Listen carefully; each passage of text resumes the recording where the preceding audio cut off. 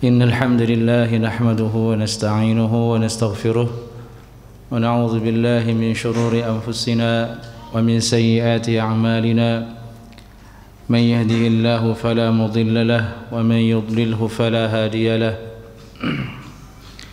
أشهد أن لا إله إلا الله وحده لا شريك له وأشهد أن محمدا عبده ورسوله لا نبي ولا رسول بعده أما بعد أعوذ بالله من الشيطان الرجيم يوم ترى المؤمنين والمؤمنات يسعى نورهم بين أيديهم وبأيمانهم بشراكم اليوم جنات تجري من تحتها الأنهار خالدين فيها ذلك هو الفوز العظيم. Ini ayat lanjutan kajian tafsir kita surah Al-Hadid ayat 12.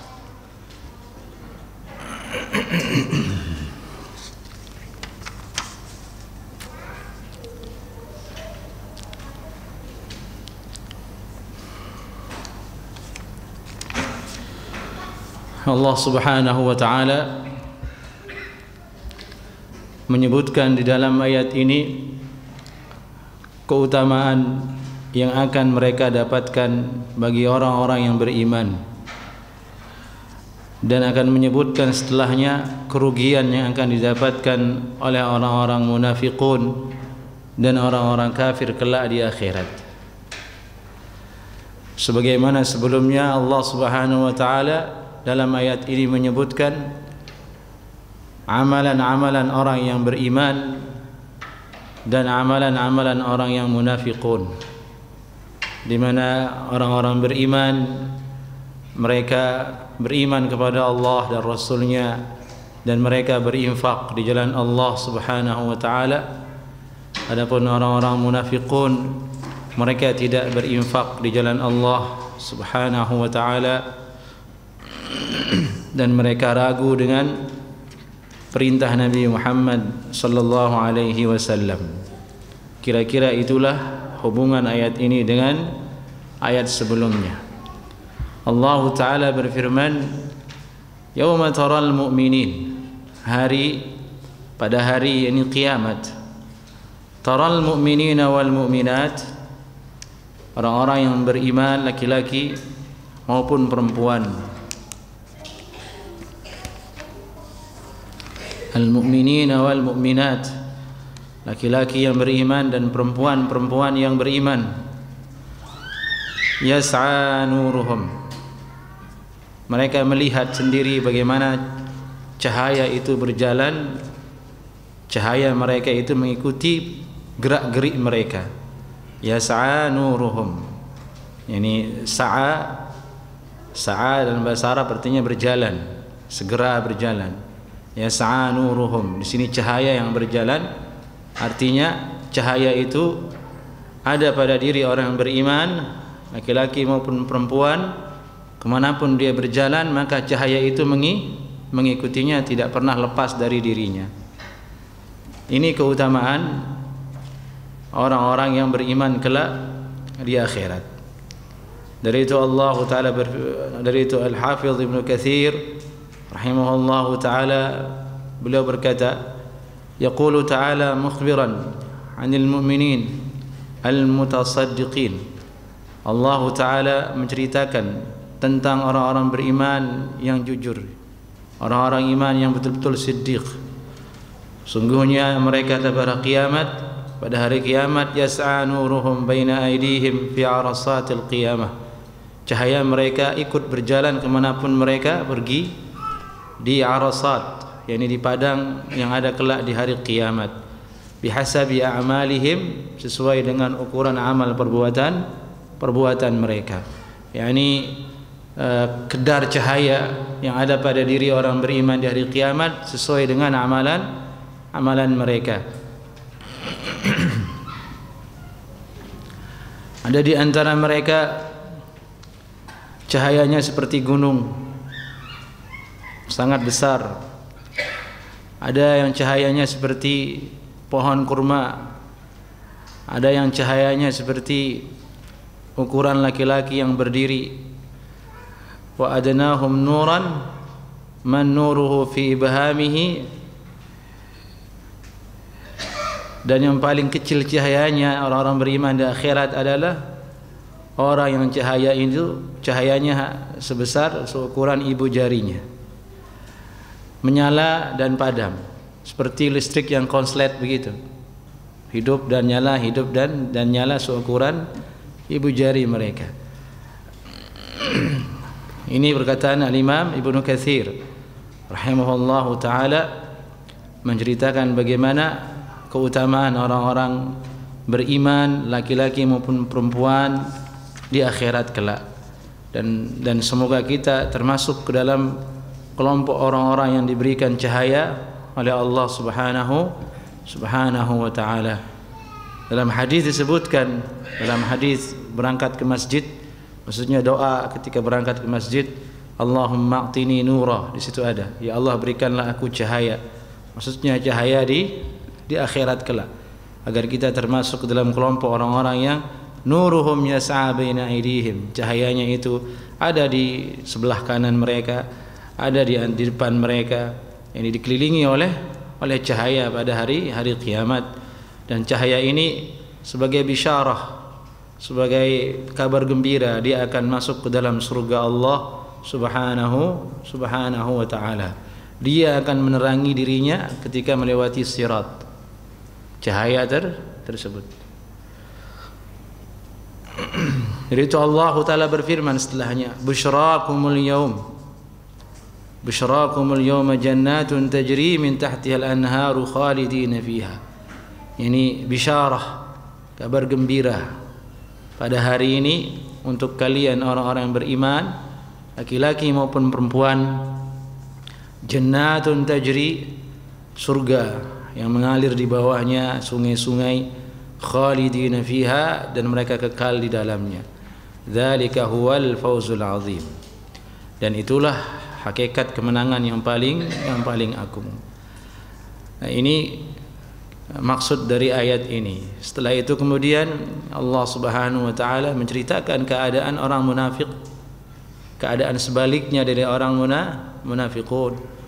Dan sering kita sampaikan di majelis ini, Al-Qur'an itu mathani, yakni ketika Allah menyebutkan keadaan orang beriman, maka setelahnya akan disebutkanlah keadaan orang yang munafik atau orang kafir.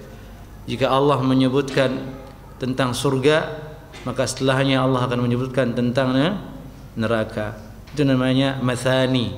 Itu metode yang ada di dalam Al-Qur'an. Yauma yaqulul munafiqun, yani hari di mana orang-orang yang munafiqun itu, wal munafiqun wal munafiqat, laki-laki yang munafik dan perempuan-perempuan yang munafik. Jadi yang munafik itu bukan hanya lelaki, tapi juga perempuan. Di zaman Nabi sallallahu alaihi wasallam. Dan inilah secara jelas Allah Subhanahu wa taala sebutkan dalam Al-Qur'an bahwasanya ada orang-orang mereka adalah perempuan namun munafik. Sebagaimana ada orang ada perempuan yang beriman, maka ada juga perempuan yang munafik. Mereka berkata, orang munafik laki-laki maupun perempuan, lilladzina amanu, kepada orang-orang yang beriman yang tadi mendapatkan cahaya di hari kiamat, unzuruna, tunggu kami, ini naqtabis min nurikum, saya ingin mendapatkan cahaya seperti cahaya yang kamu miliki. Ini ketika orang-orang munafiqun ini di hari kiamat melihat orang-orang beriman memiliki cahaya, mereka ingin punya cahaya seperti itu, sehingga mereka berkata kepada orang beriman, unzuruna, ini tunggu kami, naqtabis min nurikum, kami ingin mengambil cahaya yang kamu miliki, kami ingin punya juga cahaya seperti yang kamu miliki. Qila, dikatakan kemudian kepada mereka, ini yang berkata, imma malaikat atau orang beriman itu sendiri. Irji'u wara'akum. Qila irji'u wara'akum. Irji'u wara'akum. Kalau kamu ingin cahaya ini, kembalilah ke belakang. Yani iltamisu nura. Iltamis, tuntutlah, carilah, ambillah cahaya ini yang saya punya ini, tapi di belakang tempatnya. Ini tempat saya mendapatkannya tadi. Disuruh balik. Dan ini kata para ulama tafsir, jebakan untuk orang-orang munafiqun. Sebagaimana mereka di dunia itu menjebak orang-orang beriman, yukhadi', menipu daya orang-orang beriman, Allah Ta'ala menipu daya mereka di akhirat. Yani disuruh balik, silakan ambil cahaya itu di belakang sana, di tempat saya mengambilnya. Ini maksud dari ayat ini, yani al-jaza' min jinsil amal, balasan sesuai dengan apa yang diperbuat. Bahwasanya sifat paling utama orang munafiqun di zaman Nabi sallallahu alaihi wasallam di dunia adalah yukhadi'un, menipu daya, menampakkan keimanannya kepada Allah dan Nabi Muhammad sallallahu alaihi wasallam, namun di hatinya dia kafir, tidak beriman, menipu daya. Di akhirat ditipu daya. Dia ingin cahaya, kemudian disuruh ambil sama orang beriman di belakang. Lalu apa yang terjadi? Faduriba bainahum bisurin. Ini setelah mereka pergi ke belakang, dibuatkanlah mereka tembok. Duriba bainahum bisurin. Yani tidak lagi dia bisa ikuti orang beriman, dan ternyata tidak ada cahaya di belakang. Mereka tidak berhak mendapatkan cahaya itu. Mereka orang munafik, dijebak, ditipu daya. Kalau bahasa sekarang diprank begitu kan. Nauzubillah min dzalik.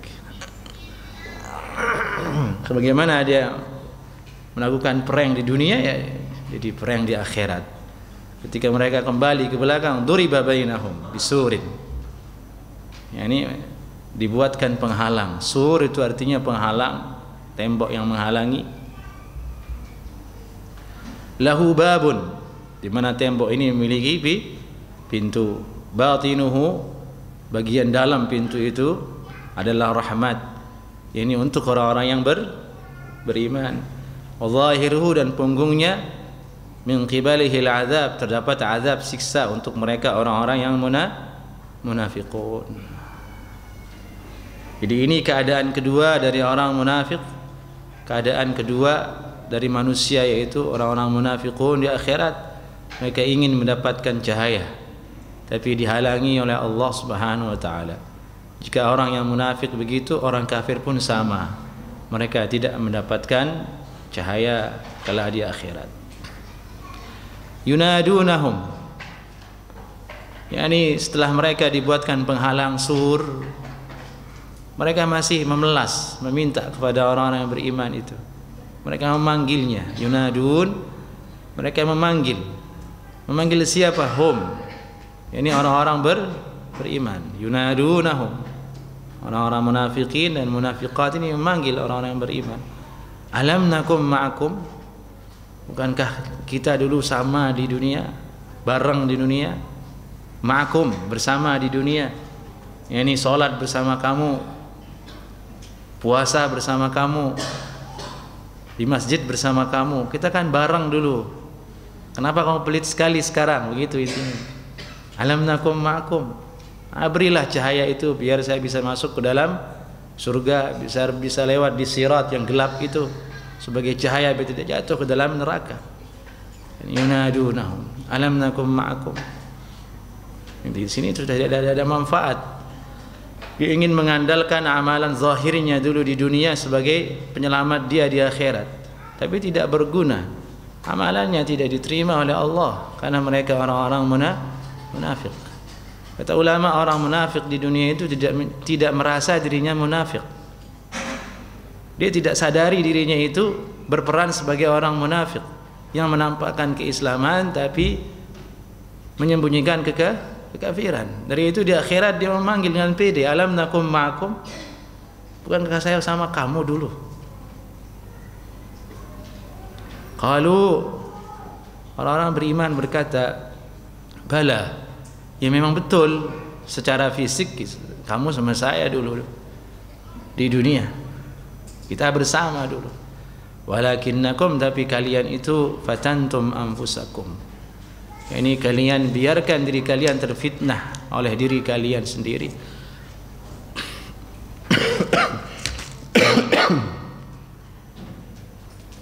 Fatantum anfusakum bil ladzati wal ma'asi wasyahawat, biarkan diri kalian terfitnah oleh kelezatan maksiat dan syahwat, kamu tenggelam di dalamnya. Ini perkataan sebagian ulama salaf terhadap ayat ini. Wa tarabbastum, dan kamu itu menunggu jatuhnya orang beriman. Yani dia menunggu hari-hari jatuhnya, kalahnya orang beriman. Dalam hatinya selalu ada cita-cita, keinginan dakwah Nabi Muhammad itu hancur, dan dia tunggu momen-momen itu sampai dia meninggal dunia masih ada perasaan seperti itu. Na'udzubillah min dzalik. Ini merupakan keburukan orang munafiqun yang Allah singkap, yang Allah ungkap. Tarabbastum, ada yang mengatakan tarabbastum ay akhartum at-taubah, kamu menunda-nunda taubat, tidak mau bertaubat dari kenifakanmu, dari maksiatmu, dari syahwatmu. Ini yang kedua, tarabbas, menunggu-nunggu mengakhirkan taubat. Saya istiqomah nanti saja kalau sudah pensiun misalnya. Kan banyak orang berkata seperti itu. Masih muda poya-poya, nanti kalau sudah tua baru kita bisa, baru mau baik. Belum tentu. Hidayah untuk berbuat baik itu tunjuk dari Allah. Betapa banyak orang yang sudah sepuh malah dia masih maksiat. Sudah ubanan jenggotnya semuanya, masih dangdutan. Ada tidak seperti itu? Ada. Tidak bisa lepas dari maksiatnya, tidak mau bertaubat, tenggelam dengan syahwat. Nah, kita semoga kita tidak termasuk ke dalam kelompok seperti itu. Dan itu nasihat bagi kita semua yang menunda-nunda taubat. Tidak ada istilah muda senang-senang, tua kemudian ingin jadi taat, mati syahid. Itu enak sekali. Memang dia yang ngatur hidupnya sendiri. Sallallahu alaihi. Taubat dan taat ibadah kepada Allah itu taufik dari Allah. Tidak semua orang mampu untuk melakukannya meskipun dia sudah tua. Justru malah sebaliknya, semakin tua semakin jadi, tua-tua keladi. Semakin jadi maksiatnya. Wa gharratkumul amani, dan kalian biarkan diri kalian tertipu daya oleh hayalan-hayalan, al-amani, harapan-harapan, dengan mengatakan nanti Allah akan ampuni saya, yughfaru lana, tenang saja Allah Maha Pengampun.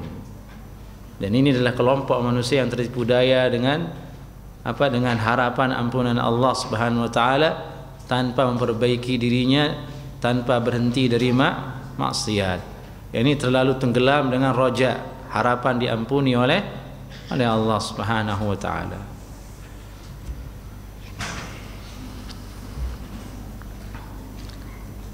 Wa gharrakum billahi al-gharur. Al-gharur artinya syaitan.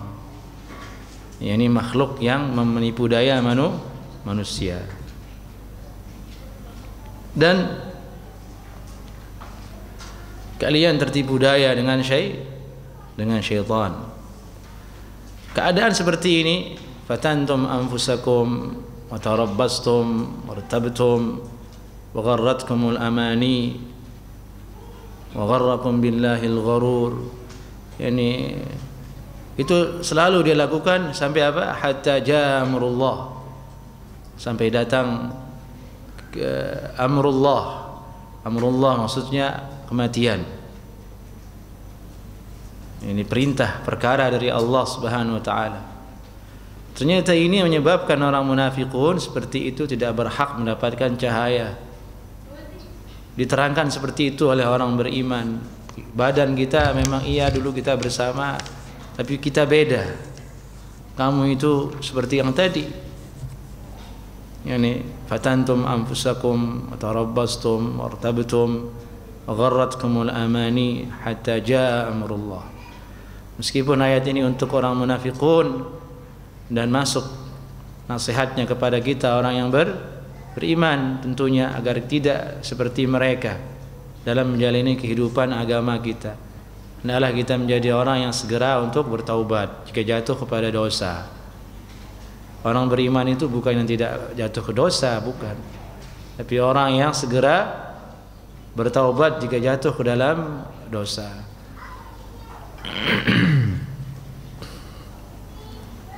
Di situ ada lagi ayat yang belum wartabtum. Ini kalian itu juga orang munafikun raib. Wartabtum, raib itu artinya ragu.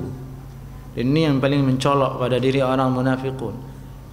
Kalian ragu dengan hari akhirat, tidak beriman dengan hari akhirat, ragu dengan kenabian Nabi Muhammad sallallahu alaihi wasallam.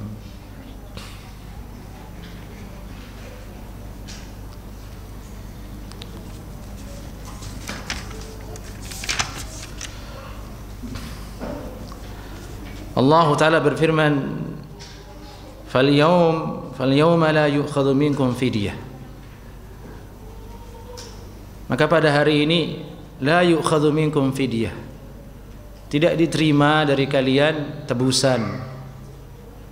Ini berarti mereka ingin menebus kesalahannya.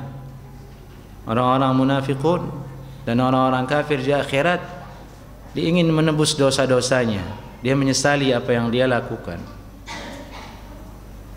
Dia ingin menembusnya dengan anaknya, dengan hartanya. Yawaddul mujrimu law yaftadi min adab yaumil qiyamah, dalam surat Al-Ma'arij, bi amwalin wa banin. Ini mereka ingin menebus dosa-dosa mereka, berandai-andai kalau seandainya bisa ditebus dengan apa? Dengan harta dan dengan anak.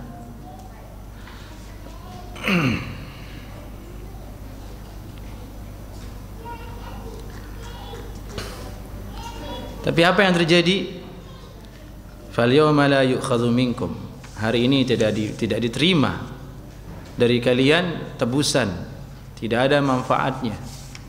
Tidak ada manfaatnya penyesalan, tidak ada manfaatnya, semuanya sudah selesai. Allah sudah berikan petunjuk di dunia, sudah berikan usia, sudah berikan semua kesempatan untuk bertaubat sebelum mati. Tapi dia sia-siakan. Dari itu Allah tidak zalim kepada mereka. Allah adil, sudah diberikan kesempatan tapi dia sia-siakan. Di akhirat dia ingin memperbaiki, tidak diterima oleh Allah subhanahu wa ta'ala. Maka dari itulah pentingnya kita perhatikan taubat kita. Hendaklah sebelum kita meninggal dunia itu kita sudah dalam keadaan bertaubat kepada Allah subhanahu wa ta'ala dari semua dosa-dosa kita. Itu yang paling penting. Dari dosa riba, dari dosa ghibah, dari dosa namimah, dari dosa mengambil hak orang lain, semuanya kita berusaha untuk berlepas diri dari dosa-dosa tersebut terkait harta maupun harga diri orang lain, agar kita selamat di akhirat, di akhirat.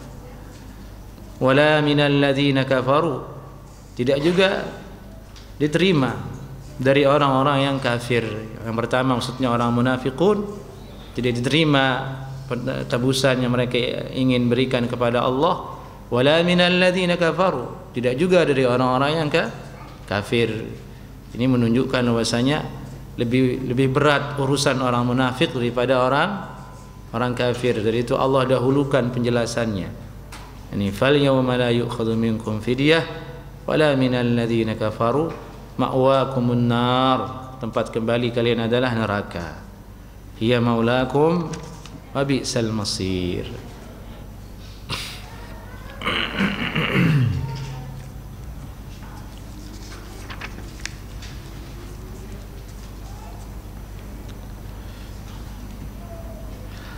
Hiya maulakum ay hiya aula bikum min kulli manzilin ala kufrikum wartiyabikum wa bi'sal masir. Dia, neraka ini adalah tempat yang paling cocok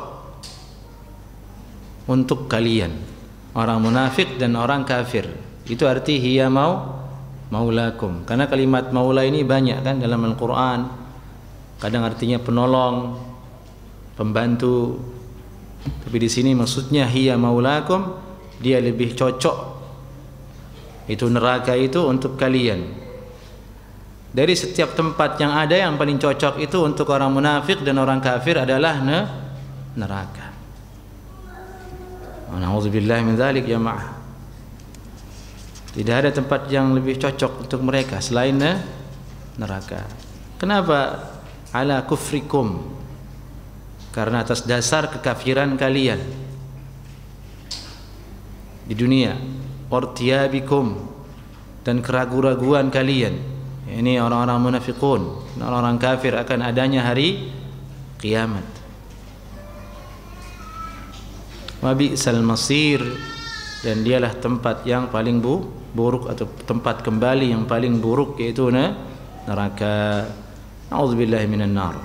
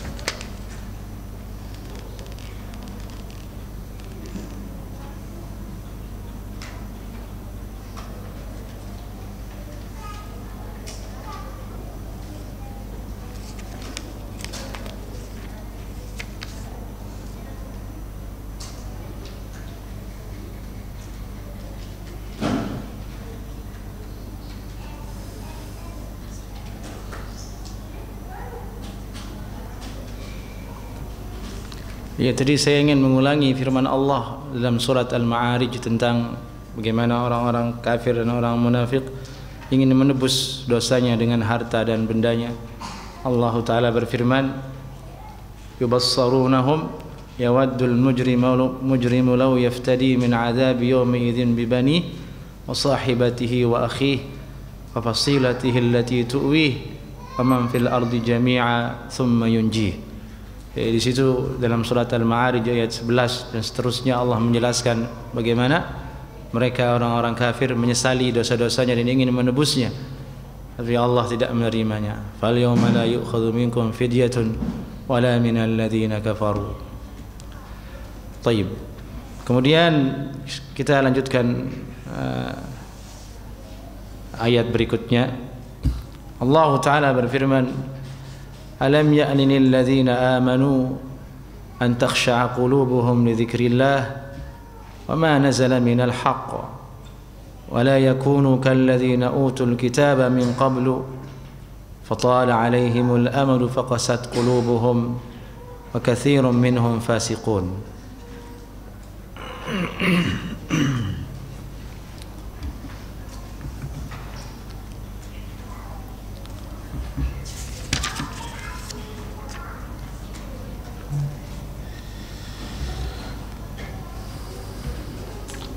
Menurut sebagian ulama tafsir, ayat ini alam ya'ni lil ladzina amanu an takhsha'a qulubuhum li dzikrillah wa ma nazala minal haqq nuzilat fil munafiqin ba'da al hijrah bi sanatin. Ayat ini turun dalam peristiwa dengan orang-orang munafik. Ini turun untuk orang-orang munafik karena mereka dulu bertanya kepada Salman Al-Farisi. Mereka berkata, hadithna anit Taurat, wahai Salman Al-Farisi, coba ceritakan kepada kami tentang Taurat. Fa inna fiha al-ajaib. Di dalam Taurat ini ada banyak hal-hal yang aneh, yang ajaib, ingin diceritakan. Tapi kenapa ke Salman? Karena Salman Al-Farisi dulunya tidak Islam kan, perjalanannya banyak. Dia dulu orang Majusi, menyembah api, dan masuk ke Nasrani, baru akhirnya bertemu dengan Nabi Muhammad SAW dan masuk ke dalam Islam. Jadi dia banyak tahu perkara-perkara orang kafir. Orang munafik bertanya kepada Salman Al-Farisi, yani hadithna 'anit Taurat fa inna fiha al-ajaib. Ceritakan kepada kami tentang Taurat, di dalamnya ada hal-hal yang ajaib. Salman tidak menjawab. Yang turun adalah Al-Qur'an, yang menjawab adalah Al-Qur'an. Nahnu naqussu 'alaika ahsanal qasas. Ini dalam surat Yusuf ayat 3. Kami akan ceritakan kepadamu wahai Nabi Muhammad SAW cerita yang paling baik, cerita yang paling bagus. Maksudnya kalian wahai orang munafik tidak perlu mencari hal-hal yang ajaib di kitab yang sudah tidak lagi diamalkan. Dengan diangkatnya Nabi Muhammad SAW sebagai Nabi, yang ada adalah Al-Quran. Maka turunlah, nahnu naqussu 'alaika ahsanal qasas. Kami akan turunkan kepada engkau wahai Nabi Muhammad cerita yang paling bagus, cerita yang paling baik. Jadi itu surat Yusuf adalah cerita yang paling bagus, kisah Nabi Yusuf. Bahkan ditulis kitab khusus tentang bagaimana fawaid dan faedah yang ada dalam surat Yusuf. Banyak kitab yang menulis tentang hikmah dan fawaid yang ada dalam kisah Nabi Yusuf alaihissalam. Namun bagikan tidak ada habisnya. Selalu ada yang baru, menunjukkan mukjizat dari cerita tersebut. Dari itu disebutkan ahsanal qasas, cerita yang paling bagus. Maka Salman pun menjawab kepada mereka orang munafikun setelah turun ayat itu, sudah ada Al-Quran yang paling bagus cerita di dalamnya, yang paling ajaib. Kita tidak perlu kepada Taurat. Fakuffu an su'ali Salman masya Allah. Akhirnya orang-orang munafikin ini berhenti meminta diceritakan oleh Salman. Namun selang beberapa waktu mereka kembali lagi. Fasa'alu Salman. Mereka bertanya lagi kepada Salman Al-Farisi dengan pertanyaan yang bagus, dengan pertanyaan yang sama yang tadi tentang Taurat. Turunlah firman Allah, Allahu nazzala ahsanal hadithi kitabah. Dialah Allah yang telah menurunkan cerita yang paling bagus di dalam kitab, yaitu Al-Quran. Ini tidak perlu nyari di Taurat, Injil dan lain sebagainya. Sudah ada di dalam Al-Quran.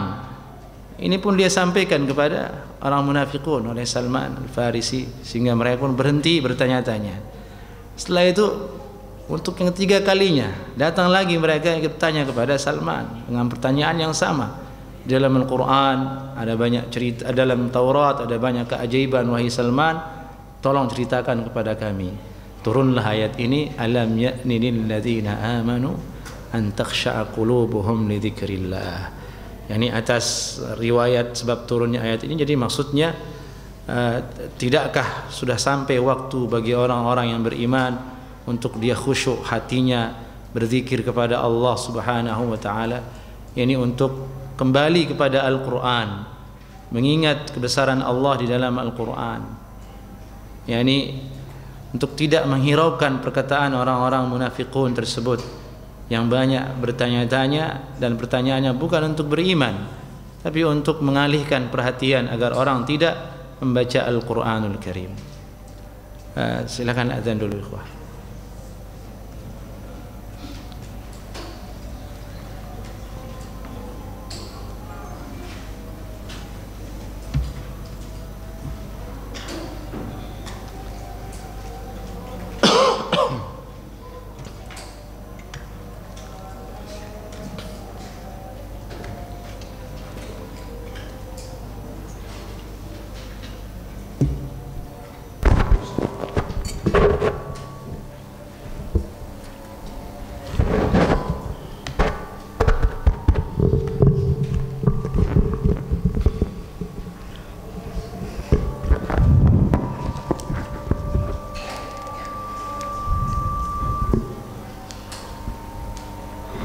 Allahu Akbar, Allahu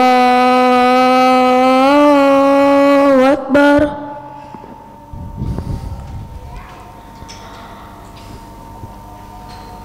Allahu Akbar, Allahu Akbar. Asyhadu an la ilaha illallah.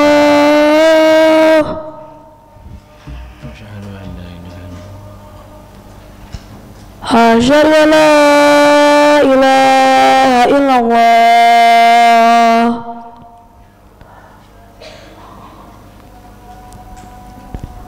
Asyhadu anna Muhammadar Rasulullah.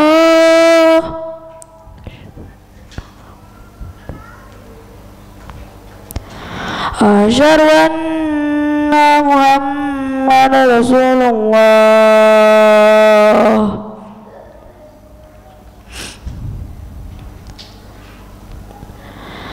Hayya 'alas shalah.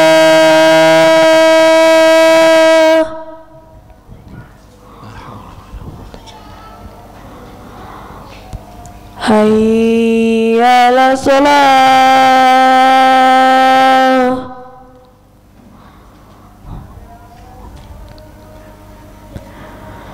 Hayya 'alal falah.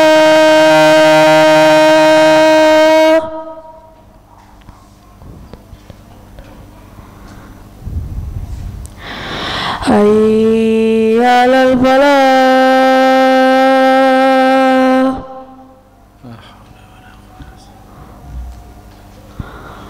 Allahu Akbar, Allahu Akbar.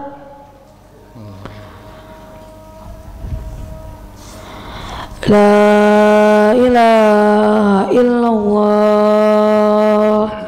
لا إله إلا الله محمد رسول الله صلى الله عليه وسلم.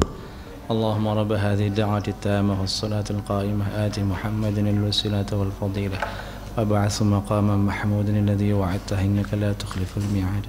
اللهم صل على محمد وعلى آل محمد كما صليت على إبراهيم وعلى آل إبراهيم وبارك على محمد كما باركت على إبراهيم وعلى آل إبراهيم إنك حميد مجيد.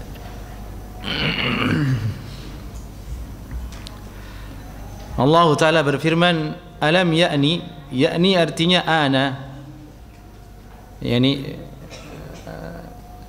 alam yahin, tidakkah sudah tiba waktunya bagi orang-orang yang beriman. Berarti ada sesuatu sebelum ini kan, sehingga Allah berfirman seperti itu. Yakni ayat ini adalah teguran dari Allah untuk orang-orang yang beriman. Menurut ulama tafsir, kurang lebihnya sejak mereka masuk Islam sampai turun ayat ini itu 4 tahun. Selama 4 tahun itu mereka keadaannya dianggap lalai oleh Allah Subhanahu wa taala. Turunlah ayat ini. Dari itu berkata Abdullah bin Mas'ud, "Ma kana baina islamina wa baina an 'atabana Allah bihadhihi al-ayah illa 4 sinin." Yani tidaklah waktu antara Allah menurunkan ayat ini dan Allah menghukum kami, menegur kami sejak kami Islam sampai turun ayat ini kecuali 4 tahun. Nah, itu maknanya. Berarti selama 4 tahun itu Allah menilai bahwa mereka hatinya tidak berzikir kepada Allah. Dari itu ulama tafsir mengatakan sebagiannya, innallaha istabta'a qulubal mu'minin fa'atabahum. Ini dari Ibnu Abbas. Sungguhnya Allah Subhanahu wa taala menemukan ada lambat di hati orang-orang yang beriman berzikir kepada Allah. Dari itu Allah menegur mereka dengan turunnya ayat ini. 4 tahun. Coba kita bayangkan, mereka itu sahabat Nabi, orang-orang yang paling bagus ibadahnya, ditegur oleh Allah Subhanahu wa taala. Dianggap tidak maksimal dia berzikir dan khusyuk. Lalu bagaimana dengan kita, ikhwah?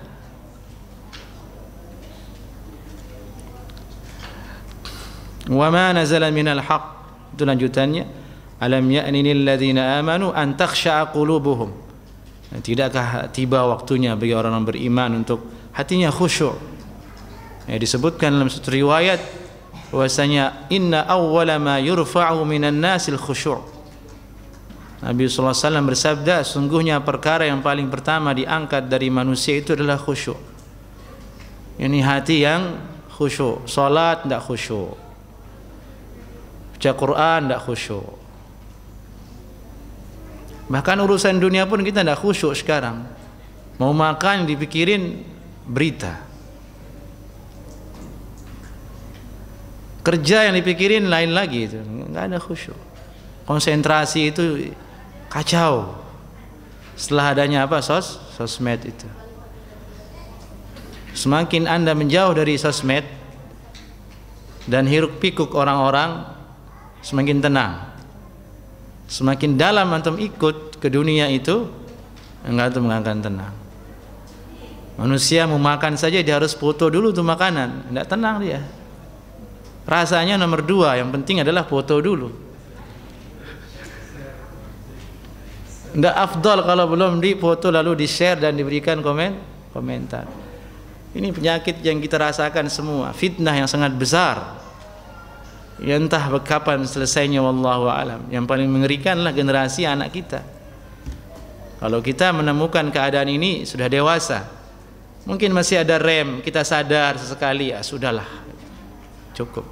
Tapi anak-anak kita hidup dengan seperti itu, generasi yang sekarang, ya sudah, bagaimana lagi dia akan mencari khusyuk? Nasallallahu al-afiyah. Antakhsha'a qulubuhum. Ini harusnya udah waktunya orang beriman ini khusyuk. Itu di zaman sahabat. Li dzikrillah, zikir kepada Allah Subhanahu wa taala, wa ma nazala minal haq. Dan khusyuk dengan apa yang Allah telah turunkan, yaitu Al-Qur'an. Jadi ini kaitannya ada dengan cerita Salman Al-Farisi tadi. Orang-orang beriman semestinya tidak sibuk dengan apa yang ada di Taurat, di Injil dan yang lainnya. Falsafah orang-orang yang lainnya tidak perlu. Harusnya dia sibuk dengan Al-Qur'an. Ingin mencari nasihat, ya ke Al-Qur'an. Ingin mencari filosofi hidup, ya ke hadis Nabi, ke Al-Qur'an. Nah, ini maksudnya, relevansinya di hari ini. Karena banyak orang-orang kehilangan arah karena tidak pernah belajar Al-Qur'an, tidak pernah duduk di majelis ilmu. Pedoman hidupnya adalah pedoman perkataan ilmuwan barat, ilmuwan Jepang. Sugestinya adalah sugesti-sugesti orang-orang yang tidak beriman. Motivasinya itu yang seperti itu. Lupa dia dengan apa yang telah Allah turunkan. Dan itu menjadi penyebab kemudian hati itu menjadi keras. Dari itu Allah lanjutkan firman-Nya, "Wala yakunu kalladzina utul kitaba min qablu." Dan janganlah mereka orang-orang beriman seperti orang-orang yang telah diberikan kitab sebelumnya. Tala alaihimul amad, fatala alaihimul amad, di mana mereka orang Bani Israel, orang-orang sebelumnya ini turun kitab kepada mereka. Sejak turunnya kitab tersebut berlalu waktu, mereka tinggalkan kitab tersebut. Fatala alaihimul amad, mereka tidak perhatikan. Dalam waktu yang panjang mereka tinggalkan, mereka tidak perhatikan. Apa yang terjadi? Faqasat qulubuhum, hatinya menjadi keras. Dan ini ayat dan ayat inilah yang ada kaitannya dengan ayat sebelumnya. Bahwasanya Allah menyebutkan di sini bagaimana keadaan orang kafir yang meninggalkan kitab mereka sehingga mereka ingin menebus. Hal itu tidak diterima oleh Allah di akhirat seperti pada ayat yang sebelumnya. Dari itu ulama juga mengatakan, ini faqasat qulubuhum, keras hati mereka, malu ila dunya, condong dia kepada dunia, yakni berlebihan terhadap dunia. Wa aradu an mawa'izillah, mereka berpaling dari nasihat-nasihat Allah Subhanahu wa taala. Dan pesannya untuk kita adalah agar jangan kita seperti orang-orang ahli kitab, bersikap terhadap Al-Qur'an. Hendaklah kita seperti orang-orang yang beriman, selalu kembali kepada Al-Qur'an, tidak seperti ahli kitab yang ini mereka menjauh dari kitab yang Allah turunkan kepada mereka sebelumnya. Nah, ini kira-kira maksud dari firman Allah, alam ya'ni lil ladzina amanu an takhsha'a qulubuhum li dzikrillah wa ma nazala minal haqq wa la yakunu kal ladzina utul kitaba min qablu fatala 'alaihimul amad faqasat qulubuhum wa katsirun minhum fasiqun. Dan banyak dari antara mereka ahli kitab itu adalah orang yang fasiqun. Maka kita tidak boleh jauh dari Al-Quran, jamaah. Kita harus luangkan waktu kita untuk baca Al-Quran. Ya, meskipun sempatnya seminggu sekali, kayak minimal surat Al-Kahfi atau surat Yasin atau apa yang dibaca. Yang penting tidak boleh kosong dari Al-Quran. Semakin lama kita jauh dari Al-Quran, tidak membacanya, tidak merenunginya, bisa dipastikan hati Anda keras. Hati Anda akan keras. Ibadah tidak akan nikmat. Hidup tidak nyaman. Baca Al-Quran itu awalnya berat. Awalnya berat. Duduk khusyuk awalnya berat. Satu lembar itu berat untuk dibaca awal-awal. Tapi masuk lembar ketiga, itu mulai turun sakinah, turun ketenangan terus. Dari itu penghafal Al-Quran bisa berjam-jam dia duduk murojaah, karena kenyamanan yang dia rasakan, kenikmatan yang turun kepada dirinya. Murojaah 5 juz sehari, 10 juz penghafal Al-Quran, duduk berjam-jam itu bisa. Kenapa? Itu lezat yang dia rasakan. Sebagaimana antum bisa berjam-jam lihat sosmed di handphone antum tuh. Enggak terasa, udah jam 11. Dari jam 8 orang baca Al-Quran bisa seperti itu. Tinggal memilih yang mana. Awalnya berat, tapi mulai dari lembar ketiga dan seterusnya itu turun sakinah, ketenangan. Nah, ini yang perlu kita amalkan supaya tidak keras hati kita. Ya, paling tidak mungkin kalau tidak begitu, hadirlah di majelis ini, tadabburi Al-Quran, lihat Al-Quran, biar tidak terlalu gersang hati ini dengan urusan dunia dan maksiat-maksiat kita. Sampai di sini kajian kita. Insyaallah nanti kita lanjutkan lagi. I'lamu annallaha yuhyil arda ba'da mautiha qad bayyana lakumul ayati la'allakum ta'qilun.